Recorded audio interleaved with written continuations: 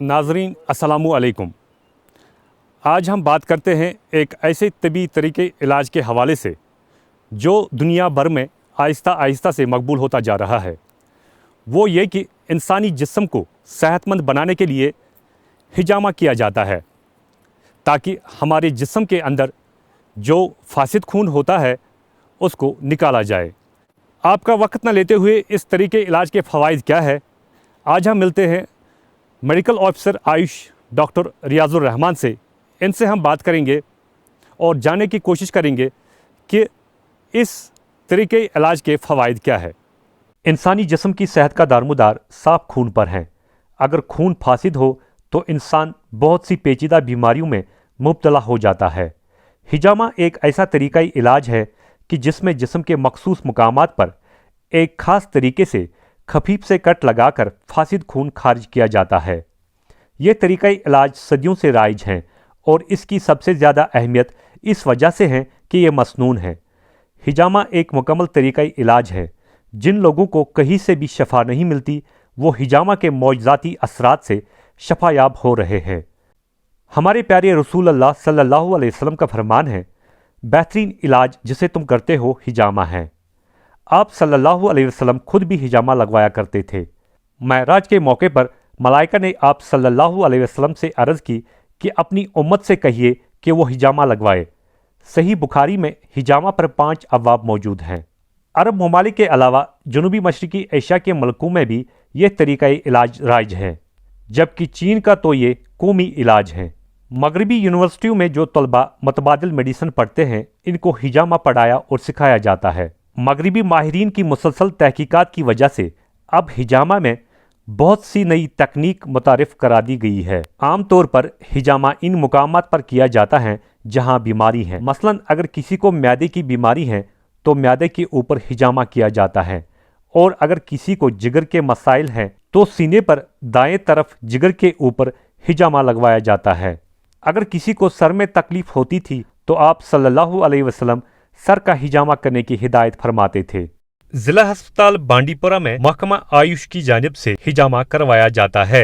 हिजामा तरीक़े इलाज क्या है और इसके क्या फ़वाइद हैं, इस हवाले से हम medical officer Ayush doctor Riazur Rahman से बात करते हैं।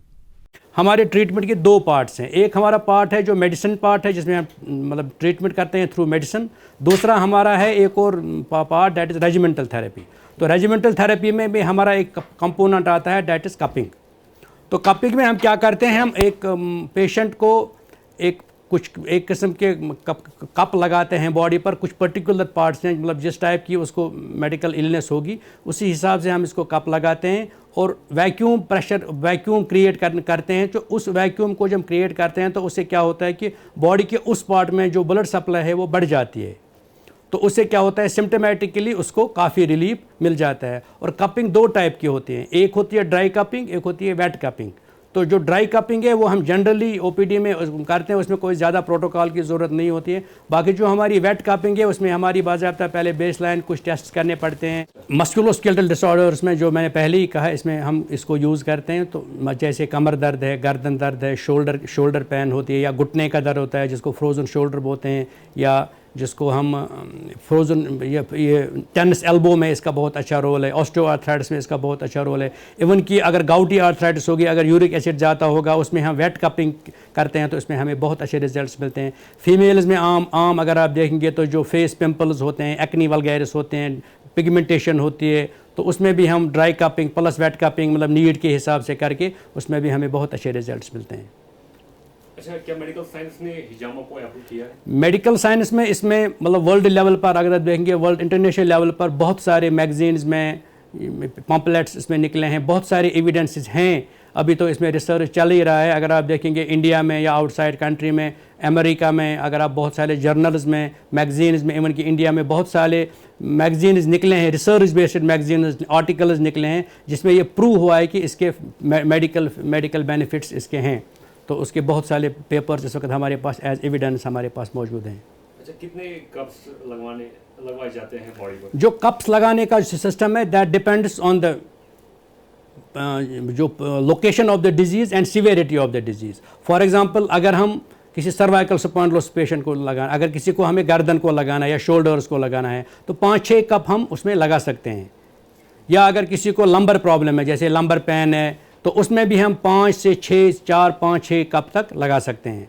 तो इसके अलावा अगर फॉर एग्जांपल अगर हमें टेनिस एल्बो में लगाना है तो उसमें 1 या 2 कप हम लगाते हैं, या अगर हमें घुटनों पे लगाना है उसमें हम 2 से 3 कप लगाते हैं। तो that depends on the location and the type of disease and the severity of the disease and the condition of the patient. For example अगर हमारे पास कोई ऐसा पेशेंट आता है जो ओल्ड एज है, जिसको कोई ऑलरेडी कोई डिजीज़ है, उसको हम ज़्यादा वेट कपिंग नहीं कर सकते। फॉर एग्जांपल अगर कोई हाइपरटेंशन पेशेंट है तो उसको ब्लीडिंग टेंडेंसी ज़्यादा होती है, या कोई फॉर एग्जांपल कोई पेशेंट है उसको ये कोई स्टेंट लगा है, तो स्टेंट वाले पेशेंट को ऑलरेडी ब्लड थिनर्स वो कर होता है, तो उसका ऑलरेडी खून पतला होता है, उसको ब्लीडिंग के ज़्यादा चांस होते हैं। तो उन पेशेंटों में हम ये चीज़ उसी हिसाब से करते हैं, पेशेंट को एसेस करके कि इस पेशेंट में कितने कप हम लगा सकते हैं। यूजुअली हम लंबर में या सर्वाइकल में 5-6 कप एट अ टाइम लगा देते हैं, चाहे वेट हो चाहे ड्राई हो। हाँ। अच्छा, सबसे ज़्यादा आपके पास किस तरह के मरीज आते हैं? हमारे पास ज़्यादा आते हैं स्किन डिजीज़ के पेशेंट और जॉइंट डिजीज़ के पेशेंट। तो उनमें हम ये दोनों ड्राई और वेट कैपिंग दोनों करते हैं। अच्छा, किन किन लोगों को हिजामा मना है? है ना, हिजामा मना है। फॉर एग्जांपल मैंने पहले ही बोला ना आपको, कुछ डिजीज़ में कंट्रा इंडिकेटेड है। कंट्रा इंडिकेटेड का मतलब होता है कि इनमें हम नहीं कर सकते हैं। फॉर एग्जांपल अगर किसी को वेरिकोसिस हो, वेरिकोसिस एक किस्म का इधर टांग के नीचे वो रागे जैसे चढ़ जाते हैं, उसमें मतलब नहीं कर सकते हैं। या अगर किसी को ऑलरेडी उतनी डिस्ट्रिक्ट नर्व इन्वॉल्वमेंट ज़्यादा हो गई है, नर्व्स पर नहीं लगा सकते हैं। फॉर एग्जांपल एब्डोमेन पर या इधर चेस्ट पर, हार्ट एरिया पे मगर अवॉइड करते हैं हम। या किसी को अगर कोई क्रॉनिक पेशेंट है, COPD पेशेंट है, या कोई रीनल फेलियर पेशेंट है, ओडिमा वाला पेशेंट है, दूसरा जो बॉडी में ओरिफिसेस हैं उन पे भी हम नहीं लगाते। अच्छा डॉक्टर साहब, हिजामा करवाने के लिए कोई पर्टिकुलर टेस्ट करवाना पड़ता है पहले? ड्राई कपिंग के लिए ऐसा कोई टेस्ट की ज़रूरत नहीं पड़ती है। अलबत्ता वेट कपिंग के लिए हम रूटीन में CTBT और ट्रिपल सेरोलॉजी कराते हैं, क्योंकि मतलब ब्लीडिंग देखना पड़ता है, ब्लीडिंग टाइम, क्लॉटिंग टाइम हमें देखना पड़ता है। किसी पेशेंट को ब्लीडिंग टेंडेंसी अगर होगी तो उसमें रूल आउट करने के लिए हमें CTBT ज़रूरी करना पड़ता है। दूसरा, चूँकि वेट कपिंग में हमें कट लगाने पड़ते हैं, ब्लड निकालना पड़ता है, तो कुछ डिजीज़ ऐसी हैं जो मतलब स्प्रेड हो सकती हैं उधर से इधर, तो उसमें हम ट्रिपल सेरोलॉजी करते हैं। उसमें हम हेपेटाइटिस B, हेपेटाइटिस C और HIV, ये ट्रिपल सेरोलॉजी और CTBT हम रूटीन में करते हैं। ये वेट कपिंग। ड्राई कपिंग के लिए एज सच कोई प्रोटोकॉल नहीं है। There is no need for any blood test और whatever it may be for dry cupping. Wet cupping के लिए करना पड़ता है। अच्छा डॉक्टर साहब, बच्चों का हिजामा हो सकता है?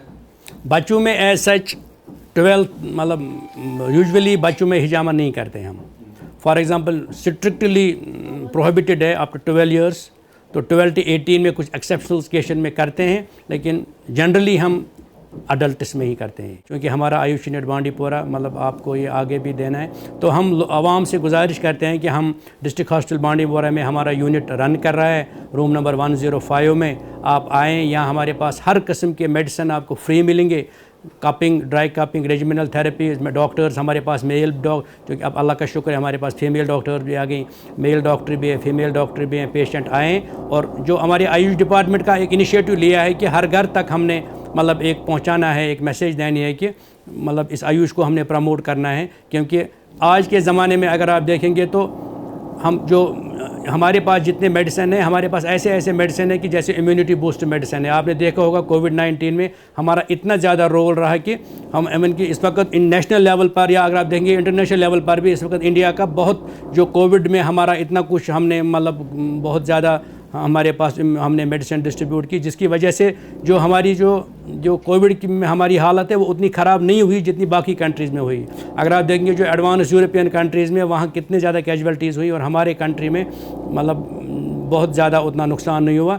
हम सोचते हैं कि उसका एक वजह हमारा है। हमने बहुत काम किया कोविड में, हमने बहुत ज़्यादा मेडिसिन डिस्ट्रीब्यूट किए। आज भी हमारे पास बल्क क्वांटिटी में मेडिसिन आते हैं। हमारे लोगों से गुजारिश है कि वो आएँ। डिस्ट्रिक्ट हॉस्पिटल बांडीपोरा में हमारा एक वेल एस्टेब्लिश्ड आयुष यूनिट है, रूम नंबर 105। यहाँ हमारे पास मेडिसिन है, 70% मेडिसिन हम यहाँ से ही पेशेंटों को देते हैं। फिर ड्राई कपिंग भी करते हैं। दूसरी हमारे पास और भी फैसिलिटीज़ हैं, काउंसलिंग भी करते हैं। तो we request people to come and take benefit of this government facility.